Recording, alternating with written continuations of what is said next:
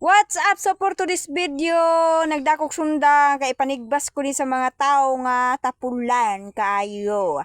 Sa mga tao din ha, nanasin lang sa inyo ha. Kaya na ako og kana ang guna kay arong humanda yun, kay napakoy labhunon.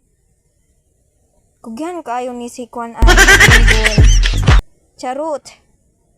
Bitaw, murag gikugihan gigurong adlaw man limpyo sa balay ay. Munang paspas kayo akong lihok. Kay maghuwater man ko anig tawgon ko sa akong manghod, yung mga una. Unya pagkahuman, di sugdan tanan ni ang atong misyon. Ay sus, mo change location na po ko ani ron, ug asa na po ko dapit manguan. Mo nakakita ko dinhiya sa gibon.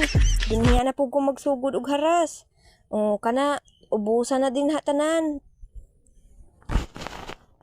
Munang ano oy, bag na may punuan sa lubi. Katkaton ko dahil ni unya, mamutong ko. Kamragwa na mo, katilaw og buto. Pero unya na na akong magpamahaw, kay basig mapas mo hinuon ta ani. Sa mga ganahan dira magpakatkat og butong, i-comment lang ninyo diri kay mungara ra ko sa inyo ha.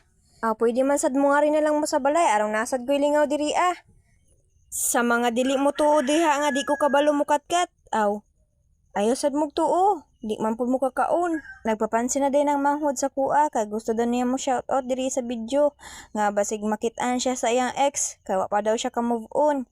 I-message daw siya kay arong mag-chat-chat daw mog utro. Dinhi ang apart mo ra gikapoy naman ko ani oy pero wag yapon ni agda sa kuha kaon basig namo diri sudan tagay ko ninyo. Munang nangita na lang kog pagkaon sa libon may gani kay nakakita ko dirig atis. Ung nakailang mo sa atis sing ani ang iyang porma Lami man di ay ni kaayo guys, basi ganahan mo palit na ami diri tag 5 lang.